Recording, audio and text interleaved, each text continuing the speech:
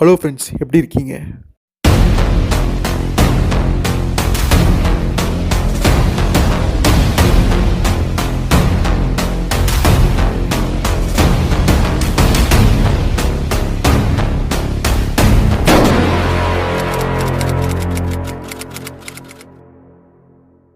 Hello friends, எப்படி இருக்கீங்க? திரும்பவும் ஜிஜிட்டோ கதையில் நம்ம வந்திருக்கிறோம். ஸோ உசுமாக்கி நம்ம பார்த்துட்டு இருந்தோம். 4 சாப்டர்ஸ் 2 வீடியோக்களில் பார்த்துருப்போம். ஸோ ஒரு மாதம் ஆச்சுன்னு நினைக்கிறேன். நம்ம அதுக்கப்புறம் நம்ம வீடியோஸ் அந்த கதையிலேருந்து போடல. ஸோ அடுத்த 2 சாப்டர்ஸ் நம்ம இந்த வீடியோவில் பார்க்க போகிறோம். இதுவுமே டிஃப்ரெண்ட்டாக, இன்ட்ரெஸ்டிங்காக, வினோதமான ஹாரர் ஸ்டோரிஸாக தான் இருக்க போகுது. கண்டிப்பாக லைக் பண்ணுவீங்க, அதாவது இந்த ஸ்டோரிஸ் பார்க்க விருப்பம் உள்ளவர்கள். ஸோ வாங்க வீடியோக்குள்ளே போயிடலாம்.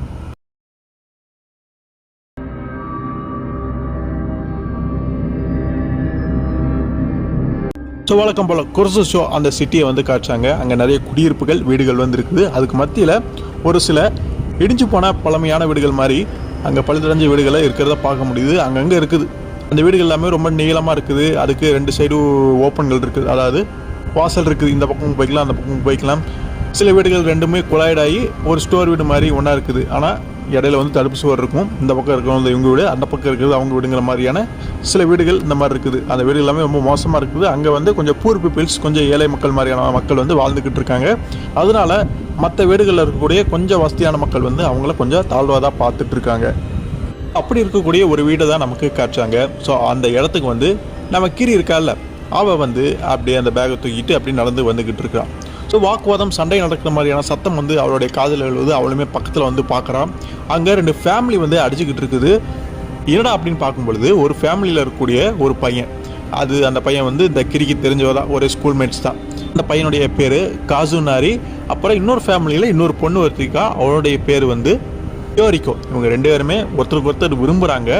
என்ன பிரச்சனை அப்படின்னு பார்க்கும்பொழுது இவங்க இருக்கிறது ஒரே வீடு. அதாவது ஒரே வீடுனா நீளமாக இருக்கக்கூடிய அந்த வீட்டில் பாதியாக வந்து பட்டிருக்கு. இன்னொரு சைடில் வந்து இந்த ஃபேமிலி, அதுக்கு இன்னொரு சைடில் இன்னொரு ஃபேமிலி வந்து வாழ்ந்துட்டு இருக்கிறாங்க.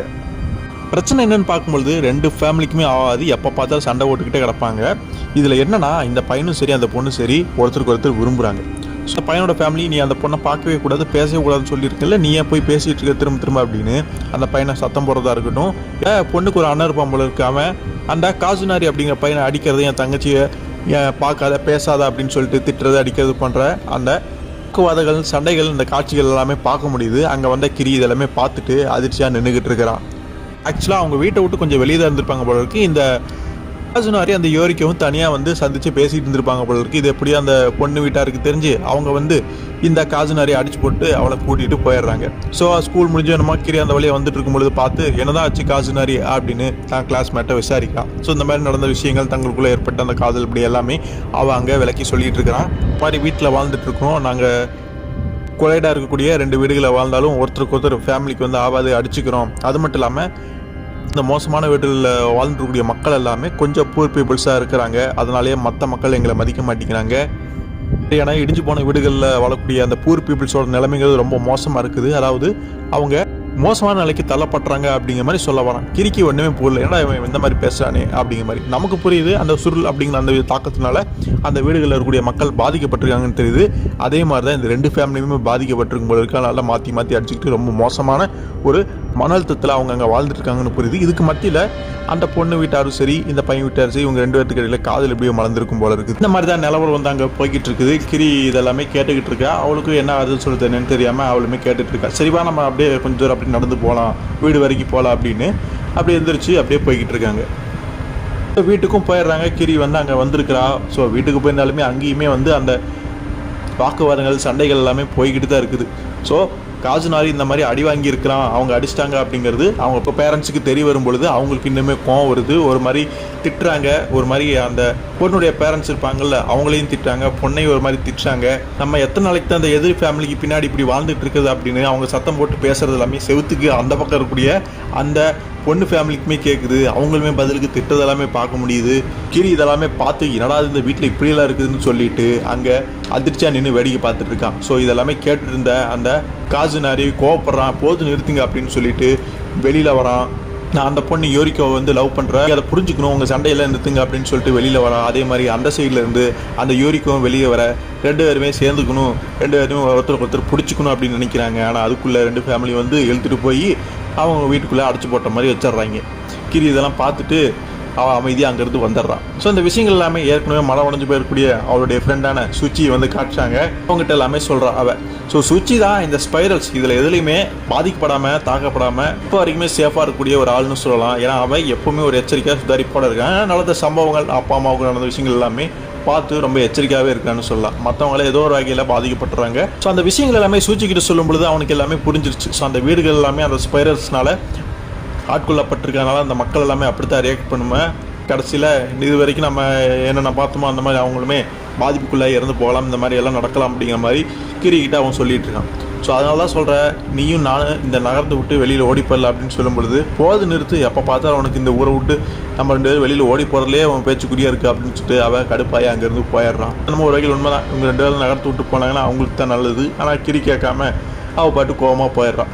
அப்புறம் கொஞ்ச நாளைக்கு அப்புறமா அந்த வீட்டுக்கு நம்ம கிரி வந்து போய் பார்க்குறான். அங்கே திரும்ப 2 ஃபேமிலி வெளியில் சண்டை போட்டுருக்காங்க. ஏடா அப்படின்னு பார்க்கும் பொழுது அந்த பொண்ணு பையனையும் காணும். என் பொண்ணை இழுத்துட்டு போயிட்டா அப்படின்னு சண்டைக்கு நிற்க, அந்த இன்னொரு ஃபேமிலியோ உன் பொண்ணு தான் என் பையனை மைக்கி எங்கேயும் கூட்டிகிட்டு போயிட்டா அப்படின்னு சொல்லிட்டு அங்கே மாறி மாறி அடிச்சுக்காங்க. ஸோ 2 பேரும் எங்கேயும் ஓடி போயிட்டாங்களாட்டுருக்கு, தனியாக போய் நிம்மதியாக இருக்காங்கன்னு மட்டும் புரியுது. ஸோ மாறி மாறி அடிச்சுக்கிட்டு இருந்தாலுமே அவங்க எங்கே போனாங்க அப்படின்னு தேட ஆரம்பிக்கிறாங்க. நமக்கு ஒரு இன்னொரு வீட்டை காமிக்கிறாங்க. அந்த வீட்டில் யாரும் இல்லை போல இருக்குது. அதுவும் ஒரு பழுதடைஞ்ச ஒரு மோசமான வீடு மாதிரி தான் தெரியுது. அங்கே அமைதியாக 2 பேரும் அங்கே அப்படியே உட்காந்துருக்காங்க, தூங்கியிருக்காங்க. அப்போ தான் கண்டுபிடிப்பாங்க போல இருக்குது. ஏதோ சவுண்டு கேட்குது, இஷ்யூ அப்படிங்கிற மாதிரி. ஏடா அப்படின்னு பார்க்கும்பொழுது ஒரு பாம்புடைய சத்தம் அப்படிங்கிறத புரிஞ்சுக்கிறாங்க. 2 பாம்புகள் ட்விஸ்டலை அப்படியே ஒன்று பிணைஞ்சு அப்படியே அங்கே வருது.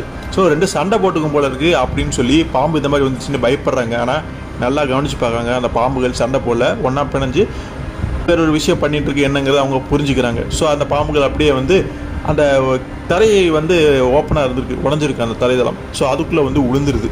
அவங்க வியர்டாக இருக்குன்னு ஃபீல் பண்ணிகிட்டு இருக்காங்க. கிரி எப்படியோ அவங்க இங்கே தான் வந்திருப்பாங்களா, இல்லை தெரிஞ்சு வந்தாலா, இல்லை ஏதோ ஒரு கணிப்பின் அடிப்படையில் வந்தாலான்னு தெரியல. அவங்க இருக்கிற இடத்த கிரி ஃபஸ்ட்டு கண்டுபிடிச்சிட்றான். உள்ளே எட்டி பார்க்கும் பொழுது அவங்க பேசிக்கிறத அவள் கேட்டுக்கிட்டு இருக்கான்.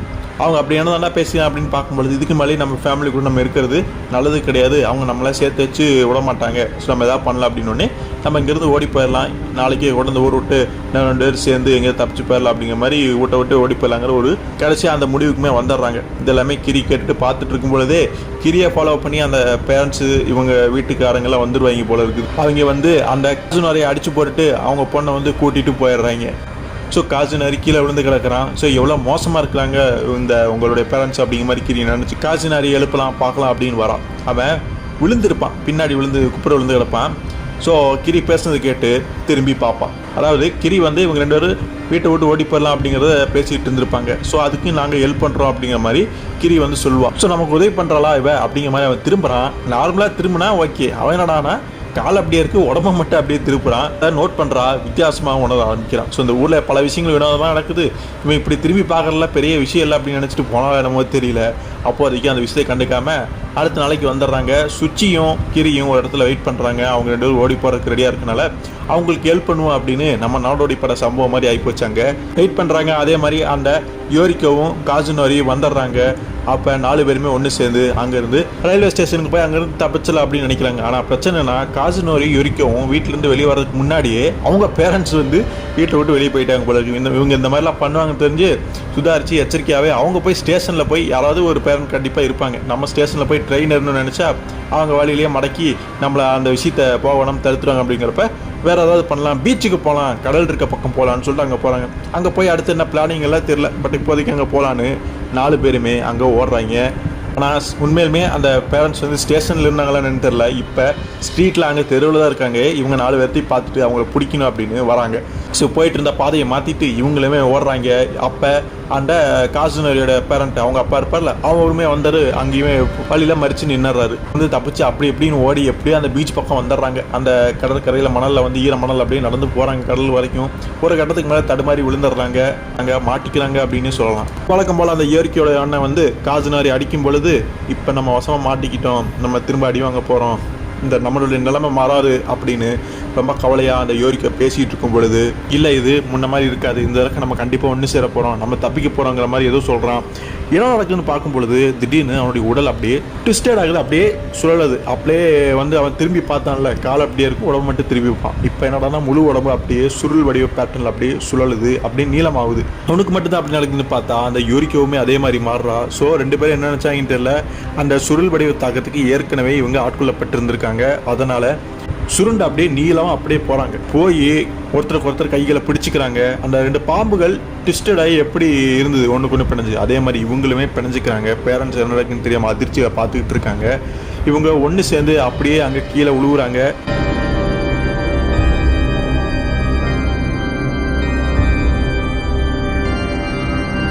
நீங்கள் நல்லா தான் இருக்கீங்களா அப்படின்னு கேட்குறாங்க. ஆனால் அவங்களுக்கு எந்த ஒரு வலியோ எந்த ஒரு விஷயமே இருக்கிற மாதிரி தெரியல, அவங்க நார்மலாக இருக்க மாதிரி தெரியுது. ஸோ அவங்க நினச்ச மாதிரி எப்படியோ ஒன்று சேர்ந்துட்டாங்க. அவங்க பேரண்ட்ஸ் இல்லாமல் இவங்களை பிரிக்கணும் அப்படின்னு ட்ரை பண்ண பார்க்குறாங்க. அது என்னடானா ஏதோ கம்பியை வளைச்சி பிணைச்ச மாதிரி இருக்குது, ஸ்ட்ராங்காக இருக்குது, ஒன்றுமே பண்ண முடியல. கடைசியில் அவங்க அப்படியே வந்து அந்த கடலுக்குள்ளே அப்படியே மூழ்கிடுறாங்க. பேரண்ட்ஸுக்கும் ஒன்றுமே புரியல, கிரிக்கும் சரி சுச்சிக்கும் சரி பெரிய ஒரு அதிர்ச்சியாக வந்து அவங்களுக்கு இருக்குது. அதோட சரி அந்த கடலுக்குள்ளே போனதுக்கப்புறம் அவங்க 2 பேர்த்த அவங்க பார்க்கவே இல்லை. இதோட அந்த ஊரில் இன்னும் 2 பேர் அந்த சுழலால் பாதிக்கப்பட்டு அந்த தாக்கத்தால் இறந்து போயிட்டாங்க அல்லது அந்த சுழலில் மாட்டிக்கிட்டாங்க அப்படின்னு சொல்லலாம். இந்த மாதிரியான தொடர் சம்பவங்கள் அந்த ஊருக்குள்ளே நடந்துக்கிட்டு தான் இருக்குது. அதை மக்கள் கண்டுக்கிறாங்களா இல்லையா, இல்லை கடந்து போகிறாங்களா அப்படிங்கிறது தெரியல. ஆனால் இந்த மாதிரியான விஷயங்கள் தொடர்ந்துக்கிட்டு தான் இருக்குது. வெட்ட வெளிச்சமாக மக்கள் முன்னிலையிலே நடந்துக்கிட்டு தான் இருக்குது.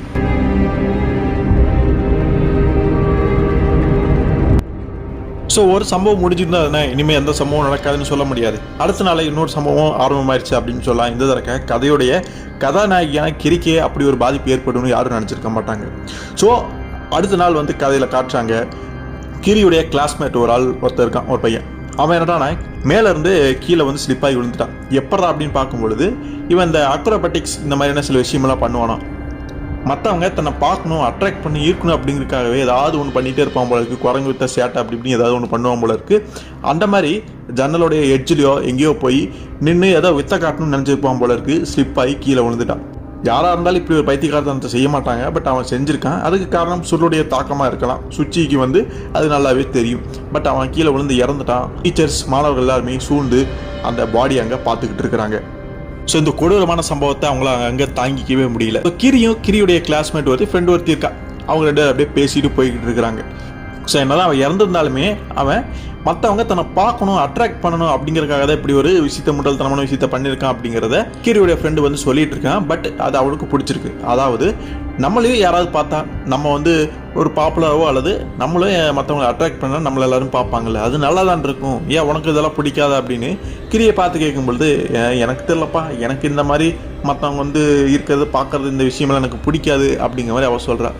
சரி எது எப்படி, ஆனால் எனக்கு ரொம்ப பிடிச்சிருக்கு, பட் நானும் ஏதாவது பண்ணணும் முயற்சி பண்ணுறேன், ஆனால் அது எப்படின்னா தெரில அப்படின்னு அந்த ஃப்ரெண்டு அவள் சொல்லிக்கிட்டு இருக்கிறான். இதனால் அது இப்போ வினோதமாக இந்த மாதிரி நினச்சிக்கிட்டு இருக்கேன். ஒருத்தன் இந்த மாதிரி ஏதோ வினோதமாக பண்ணி தான் செத்து போயிட்டான். அதுலேருந்து நம்ம புரிஞ்சுக்கிட்டு நாமளும் இந்த மாதிரி எதுவும் பண்ணக்கூடாதுன்னு சொல்லுவேன்னு பார்த்தா இவளுமே மற்றவங்க நம்ம தன்னை பார்க்கணும் அப்படின்னு ஏதோ பண்ண ட்ரை பண்ணுற அப்படிங்கிறாளே அப்படின்னு கீரியாங்க வினோதமாக நினச்சிக்கிட்டு போகிறான். ஸோ அதுக்கப்புறம் சுற்றிக்கிட்டு இந்த விஷயங்கள் வந்து அவள் சொல்ல ஆரம்பிச்சிட்டான். அது மட்டும் இல்லாமல் அந்த ஊரில் நிறைய பேர் இந்த மாதிரி வினோதமாக நடந்துக்க ஆரம்பிச்சிட்டாங்க. காரணம் அந்த சுருள் தான் அப்படிங்கிறது நமக்கு தெரியும். சுச்சியுமே அதான் சொல்கிறான். அவன் கிளாஸ்மேட்டு கீழே விழுந்து இறந்ததுக்கு காரணம் அந்த சுருள் தான். அவன் ஏற்கனவே அதோடைய பாதிப்பில் வந்து மாட்டி இருந்திருப்பான். அதனால கீழே விழுந்து இறந்துருப்பான். ஏன்னா யாரும் வந்து இப்படி ஒரு பைத்தியக்காரத்தனத்தெல்லாம் பண்ணி வந்து உயிரை விட்டுருக்க மாட்டாங்க அப்படிங்கிறத தெளிவாக அவன் அங்கே சொல்லிக்கிட்டு இருக்கிறான். ஸோ ஸ்பைரல் அந்த சுருள் வந்து பார்த்தீங்கன்னா அதோட மையத்தை பார்த்துட்டு இருக்கும் பொழுது அதில் நம்ம வசியப்பட்டு ஒரு மாதிரி அதுக்கு வந்து இரையாயிரம் அது மூலமாக பாதிக்கப்பட்டுறோம். ஸோ அதே ஒரு தாக்கம் தான் அவனுக்குள்ளே ஏற்படுத்தி மற்றவங்க தன்னை பார்க்க வைக்கணும் அப்படின்னு நினச்சி அவன் தான் உயிரை விட்டுட்டான் அப்படிங்கிற மாதிரி சில விஷயங்கள் சொல்லிட்டு கடைசியாக கிரிட்ட வந்து, கிரி உனக்கு முடி ரொம்ப லாங்காக நீளமாக வளர்ந்துருச்சு, அதை வெட்டணும்னு நான் நினைக்கிறேன் அப்படின்னு சொல்லும் பொழுது கிரி அப்படியே பார்க்குறான், அவளும் புரிஞ்சுக்கிறான். ஸோ அடுத்த நாள் வந்து கிரி ஸ்கூலுக்கு கிளங்குறப்ப அந்த கண்ணாடியெல்லாம் பார்த்து மேக்கப்லாம் போட்டு முடியெல்லாம் சீவிட்டு அவள் அப்படியே பார்த்துட்ருக்கான். ஸோ அவளும் புரிஞ்சுக்கிறான், நம்ம முடி ரொம்ப நீளமாக தான் வளர்ந்துருச்சு போல இருக்குது, ஆனால் ரொம்ப சீக்கிரமே வளர்ந்த மாதிரி இருக்கே அப்படின்னு ஃபீல் பண்ணுறான். அதுக்கப்புறம் ஸ்கூலுக்கும் போகிறா. அங்கே ஸ்கூலுக்கு போனதுக்கப்புறம் அங்கே இருந்த மற்ற ஸ்டூடெண்ட்ஸ் எல்லாமே கிரியை வினோதமாக பார்க்குறாங்க. இப்போ அவளுக்கு என்னாச்சுன்னு தெரில, மற்றவங்க எல்லாருமே அவளை பார்த்துட்டு இருக்காங்க. இப்போ என் ஃப்ரெண்டு ஒருத்தி இருப்பாள், அவளுமே அங்கே வந்துடுறான். தன்னை வந்து எல்லாரும் பார்க்கணும், நான் ஏதாவது அட்ராக்ட் பண்ண அப்படின்னு சொல்லிட்டு இருந்தாலே அவளே தான். உன்னோட முடிக்கு என்னாச்சு அப்படின்னு அவள் வந்து கேட்கணும். என்னது என் முடியா அப்படின்னு அவள் திரும்பி பார்க்குறா. அப்போ தான் தெரியுது அவளுடைய முடி நீளமாக வளர்ந்துக்கிறது மட்டும் வித்தியாசம் இல்லை, முடிகள் சுருண்டு சுருளுடைய பேட்டர்னில் அதுவே உருமாறி இருக்குது. இது கிரிக்கி சுத்தமாக வந்து பிடிக்கல, அதிர்ச்சியாக இருக்குது. இது ஆட்டோமேட்டிக்காகவே நடந்திருக்கு அப்படிங்கிறத புரிஞ்சுக்கிறா. அப்புறம் அது பாட்டுக்கு நடந்து ஒன்றும் தெரியாமல் ஒன்றும் புரியாத குழப்பத்தில் இருக்கா. ஸோ அவள் ஃப்ரெண்டு சொல்கிறாவ, பேசாமல் இந்த முடி நீ வந்து பின்னிறேன் ஜடா மாதிரி போட்டுக்க அப்படின்னு சொல்லும்பொழுது நல்ல ஐடியா தான், எனக்கு ஹெல்ப் பண்ணு அப்படின்னோடனே அடுத்து காட்டுறாங்க. கிளாஸ் ரூமில் டீச்சருக்கு பாடம் எடுத்துகிட்டு இருக்காரு. அந்த 2 பொண்ணுங்களுமே அந்த கிரியுமே உட்காந்துருக்கா. திடீர்னு பார்த்தா அந்த முடி வந்து கொஞ்சம் வளர்ந்துருச்சானு தெரியல, போடப்பட்டிருந்த அந்த ரப்பர் பேண்ட் வந்து தானாகவே கழுந்தது. அந்த ஜடை பின்னப்பட்ட ஜடையுமே அந்த போய் திரும்ப பழைய ஃபார்ம் அந்த சுருள்வடிய பேட்டர்ன்லேயே உருமாறிடுது. அவளுக்கு ஒன்றுமே புரியல. மற்ற கிளாஸ் ஸ்டூடெண்ட்ஸ் எல்லாமே திரும்பி பார்க்குறாங்க. அவளுக்கு ஒரு மாதிரி ஆயிடுது.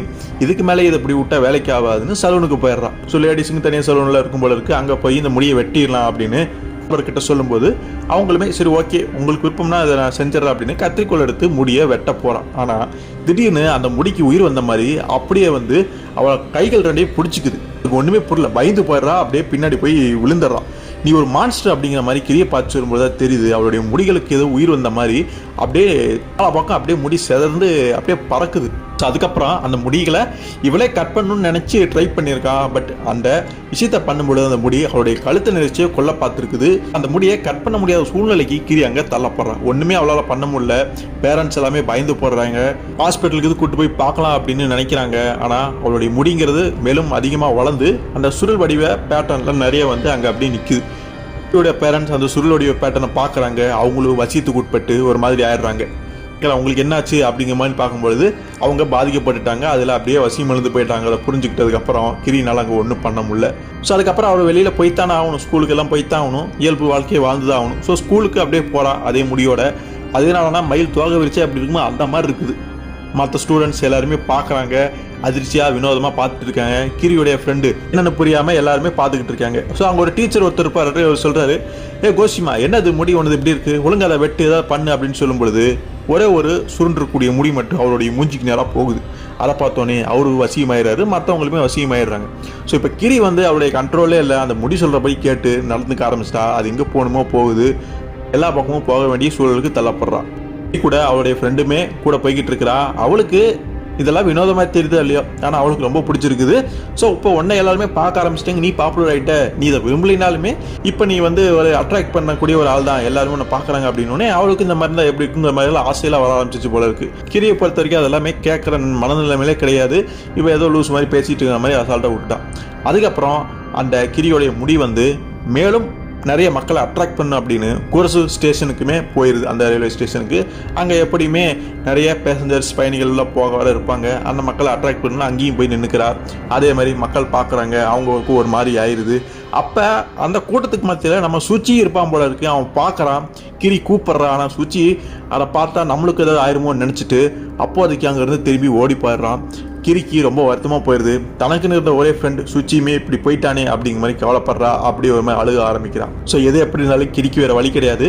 அப்படி எதை போகிறா வரா 4 பக்கம் போகிறான். ஸோ அவளுடைய கண்ட்ரோல் இல்லை, எல்லாமே இந்த முடிதான் வந்து எல்லா வேலையும் செஞ்சுக்கிட்டு இருக்குது. ஸோ அப்படி இருக்கும்பொழுது தெருவில் அப்படியே போயிட்டுருக்கா. ஸ்டூடெண்ட்ஸ் எல்லாமே அங்கே இருக்கிறாங்க, மற்ற மக்கள் எல்லாமே இருக்கிறாங்க. அப்போ கிரியை வந்து கூப்பிட்றா. குட் மார்னிங் கிரி, என்னை திரும்பி பாரு அப்படின்னு சொல்லும்பொழுது கிரி திரும்பி பார்க்குறா. அவளுக்கே ஒரு ஷாக். என்ன அப்படின்னா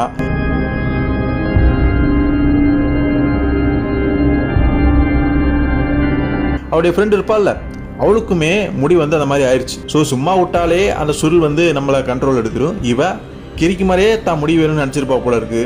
அது ஈஸியாகவே அவளுக்கு நடந்துருச்சு.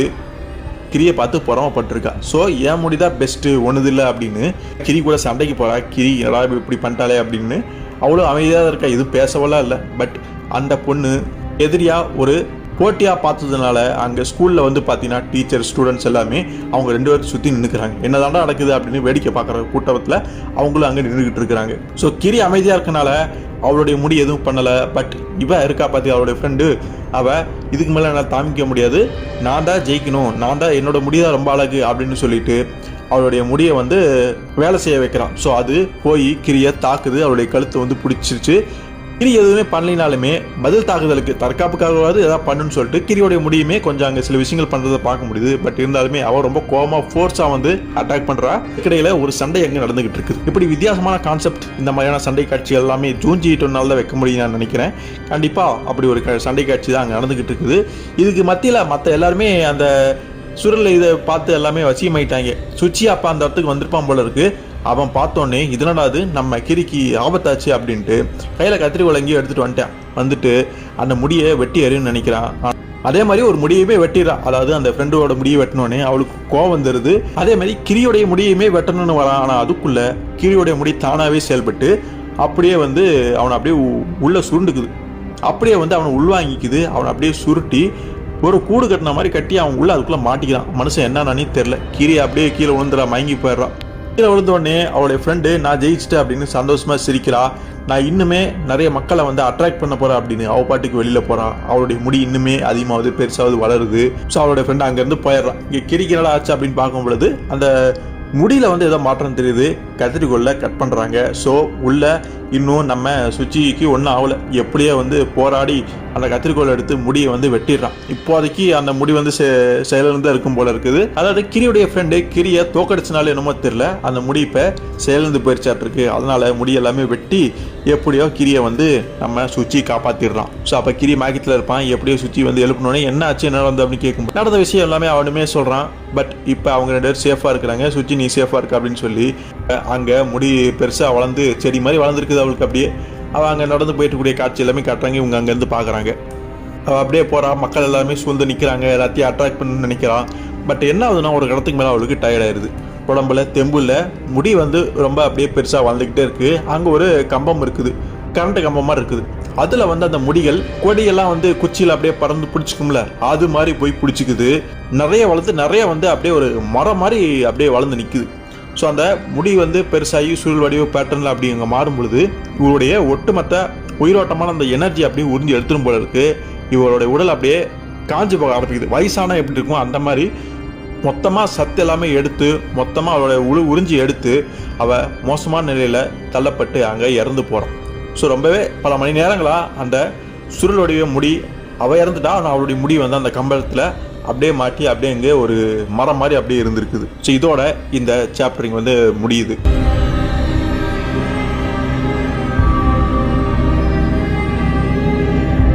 ரெண்டுமே டிஃப்ரெண்ட்டான சூப்பரான கதைகள்னு சொல்லலாம். செம இன்ட்ரெஸ்டிங்காக இருந்திருக்கும். சிம்பிளான ஸ்டோரி லைனில் தான் இருக்கும் ஜூஞ்சிட்ட கதைகள் எல்லாமே. பட் வேற லெவலில் வந்து வச்சிருப்பாரு. டிஃப்ரெண்ட்டான ஆர்டர் பிளேஸ் பண்ணியிருப்பார்.